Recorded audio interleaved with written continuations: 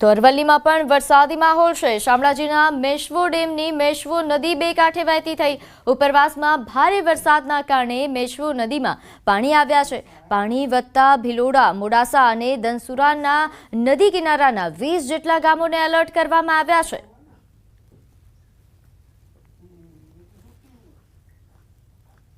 તો અરવલ્લી જિલ્લાનો સૌથી મોટો વાત્રક ડેમ છલકાયો છે। વાત્રક ડેમમાં 12,600 ક્યુસેક પાણીની આવક થઈ રહી છે। ઉપરવાસના વરસાદથી માલપુરના વાત્રક ડેમ તેની મહત્તમ સપાટી વટાવી ચૂક્યો છે।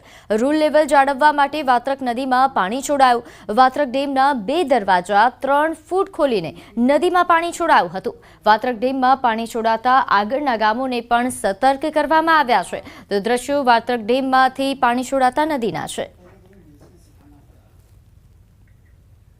તો પંચમહાલમાં વરસાદ બાદ ડેમ ઓવરફ્લો થયો। પાનમ ડેમના 6 દરવાજા ખોલાયા। 6 દરવાજા 7 ફૂટ સુધી ખોલીને પાણી છોડવામાં આવી રહ્યું છે, જેના કારણે નીચાણવાળા વિસ્તારોને એલર્ટ જાહેર કરાયું છે।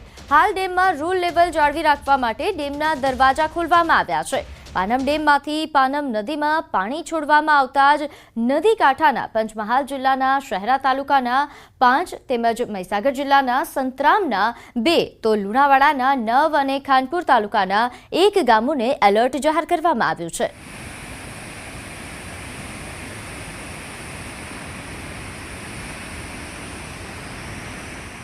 તો હવે વાત અમદાવાદની। અમદાવાદના પૂર્વ વિસ્તારમાં ધોધમાર વરસાદ ખાબક્યો। વિરાટનગરના કેટલાક વિસ્તારોમાં પાણી ભરાયા। ગોકુલ પાર્ક, ગણેશ કુંજ સોસાયટી પાસે પાણી ભરાઈ ગયા, તો રોડ પર પાણી ભરાતા વાહન ચાલકોને હાલાકી ભોગવવાનો વારો આવ્યો। તો અમદાવાદના પૂર્વ વિસ્તારમાં ગત મોડી રાત્રિથી વરસાદી માહોલ જામ્યો। વિરાટનગરના કેટલાક વિસ્તારોમાં વરસાદી પાણી ભરાયા હોવાની સમસ્યા સામે આવી।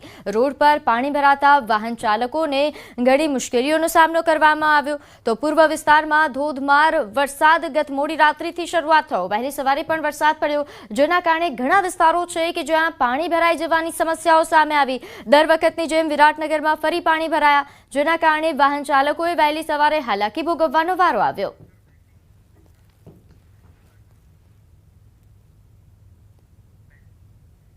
તો અરવલ્લીમાં માલપુર પંથકમાં ધોધમાર વરસાદ વરસ્યો। ગ્રામ્ય વિસ્તારોમાં ધોધમાર વરસાદ। અહીં માલપુરના જાલમખાંટના મુવાડા ગામે સાંભેલા ધાર વરસાદ વરસ્યો। અણિયોર, વાંકાનેડા આ ઉપરાંત ભીમપોડામાં પણ વરસાદ નોંધાયો હતો।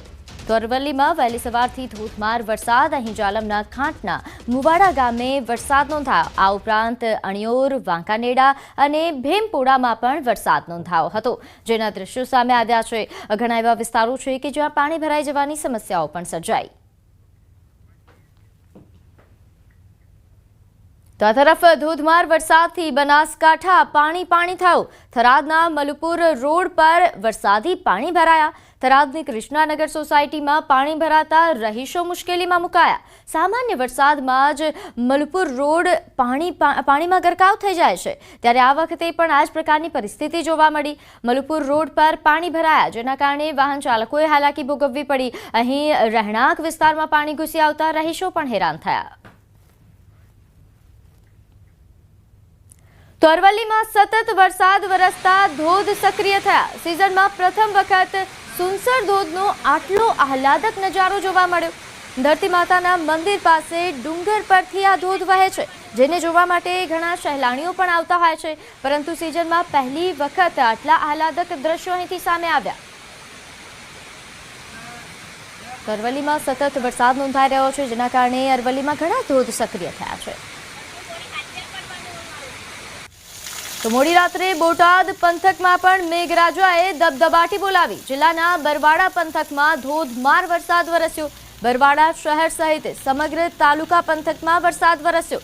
બરવાડા શહેરના બસ સ્ટેન્ડ, મહાવીરજીન આ ઉપરાંત મોચી બજાર, છત્રી ચોક અને ખારા વિસ્તાર સાથે ખોડિયારનગર, મુખ્ય બજાર, કુંડળ દરવાજા અને ખમીદાણા દરવાજા સહિત સંપૂર્ણ શહેરી વિસ્તારમાં વરસાદ નોંધાયો।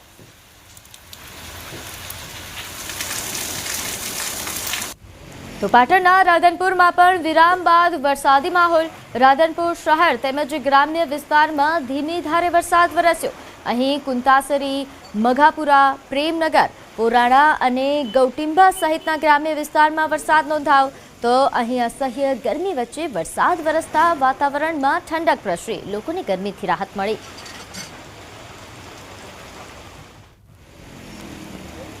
તો પંચમહાલ જિલ્લામાં પણ ધોધમાર વરસાદ નોંધાયો છે। અહીં ઉપરવાસમાં મેઘરાજાએ દબદબાટી બોલાવતા કેટલીક નદીઓ ગાંડીતુર બની। કાલોલના ઘુસર થઈ પસાર થતી ગોમા નદીએ જાણે રૌદ્ર સ્વરૂપ ધારણ કર્યું હોય તેવો ધસમસતો પાણીનો પ્રવાહ વહી નીકળ્યો।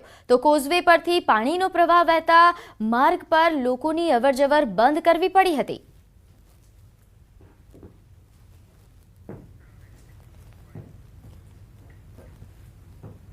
તો આ તરફ હાલોલમાં પડેલા ભારે વરસાદના કારણે વડોદરાનું તંત્ર એલર્ટ મોડ પર છે। હાલોલ પાવાગઢમાં પડેલા ભારે વરસાદના કારણે પ્રતાપપુરા સરોવરમાં પાણીની આવક વધી છે। ત્યારે પાણીની આવક વધતા પાલિકાએ પ્રતાપપુરા સરોવરના દરવાજા ખોલ્યા છે। ભારે વરસાદના પગલે પાણીનો પ્રવાહ પ્રતાપપુરા સરોવર તરફ વળતા પાલિકા એલર્ટ બની છે। ઉપરવાસના ભારે વરસાદના કારણે પ્રતાપપુરાથી આજવા સરોવર સુધી પાણી ન પહોંચે તે માટે પ્રતાપપુરાના દરવાજા ખોલાયા છે।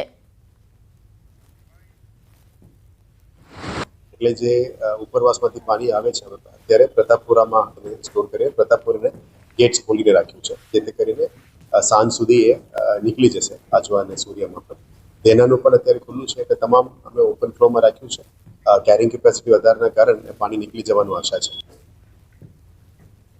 તો અરવલ્લીના ભિલોડા નગરમાં પણ ધોધમાર વરસાદ વરસ્યો। અહીં 1.5 કલાકમાં 3 ઇંચ જેટલો વરસાદ નોંધાયો, જેના કારણે વિસ્તાર પાણી થયો। ગોવિંદનગર, પરમારફળી આ ઉપરાંત વાઘેલા ફળીમાં પણ પાણી ભરાયા। તો વરસાદી પાણી ભરાતા વાહન ચાલકોને મુશ્કેલી પડી। ભિલોડા હિંમતનગર હાઈવે પર પાણી ભરાયાના દ્રશ્યો પણ સામે આવ્યા।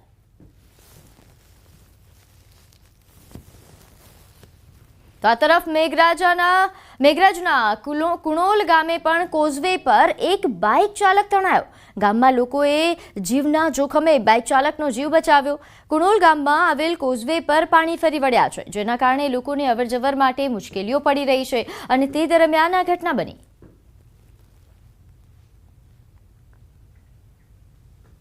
તો વડોદરાના શિનોરમાં સવારના 8 થી સાંજના 6 વાગ્યા સુધી 1.57 ઇંચ વરસાદ વરસ્યો હતો।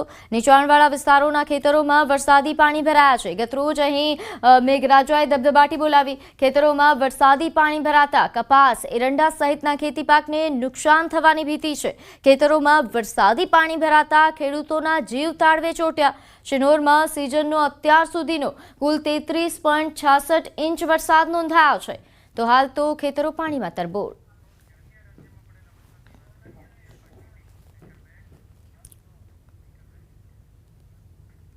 તો આગળ અન્ય રાજ્યોમાં પડેલા વરસાદની વાત કરીએ તો જમ્મુ કાશ્મીરમાં તબાહી યથાવત છે।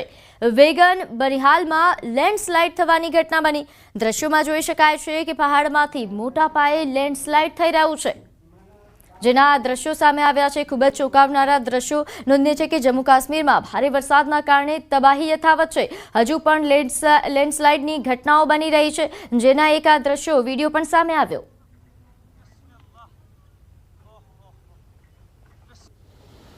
તો મધ્યપ્રદેશના ઉજ્જૈન જિલ્લાથી 50 કિલોમીટર દૂર નાગદા તાલુકામાંથી પસાર થતી ચંબલ નદીએ માં ચામુંડાનો જળાભિષેક કર્યો। ચોમાસામાં મંદિર પહેલીવાર પાણીમાં ડૂબી ગયું।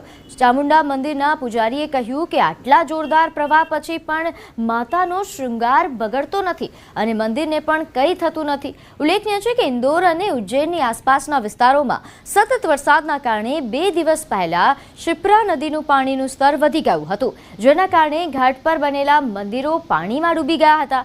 હવે નાગદા તાલુકામાંથી પસાર થતી ચંબલ નદીના પાણીના સ્તરમાં પણ વધારો થવાના કારણે માતા ચામુંડાનું મંદિર ડૂબી ગયું છે।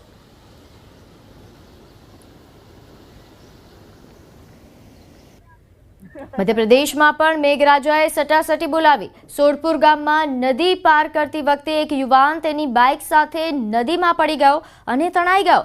જો કે તે યુવાન આગળ ગયો અને તરીને બહાર આવ્યો હતો, પરંતુ તેની બાઇક તણાઈ ગઈ। નાલચા વિસ્તારમાં ભારે વરસાદના કારણે સોડપુર ગામની મોટી નદીમાં પૂર આવ્યું હતું અને નદી પર બનેલા પુલ પરથી પાણી વહેવા લાગ્યું। આ દરમિયાન એક યુવાન બાઇક પર પુલ પાર કરી રહ્યો હતો અને તેની બાઇક સાથે તે નદીમાં પડી ગયો। જો કે યુવક તરીને બહાર આવતો રહ્યો, જો કે અને બાઇક તણાઈ ગઈ।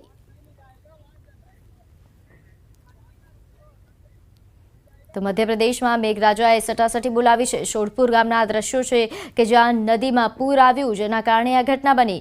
એક બાઇક સવાર યુવક જે પસાર થઈ રહ્યો હતો અને પાણીમાં તણાયો. તો હવે વાત પીએમ મોદી અને જિનપિંગ વચ્ચે બેઠકની. નોંધ્ય છે કે વડાપ્રધાન નરેન્દ્ર મોદી અને ચીન માં તેઓ પહોંચ્યા છે, ત્યારે પીએમ મોદી અને જિનપિંગ વચ્ચે બેઠક યોજાઈ. એસસીઓ સમિટમાં તેઓ ભાગ લેવા પહોંચ્યા છે, ત્યારે પીએમ મોદી અને જિનપિંગ વચ્ચે બેઠકના આ દ્રશ્યો. ખૂબ જ મહત્વપૂર્ણ આ બેઠક મનાઈ રહી છે. હાલ જે પરિસ્થિતિ બંને દેશોની છે તે વચ્ચે આ બેઠક ખૂબ જ મહત્વપૂર્ણ છે. ઘણા બધા મુદ્દાઓ પર આ બેઠક પર ચર્ચા થઈ શકે છે. ઘણા એવા વિષયો છે જેના પર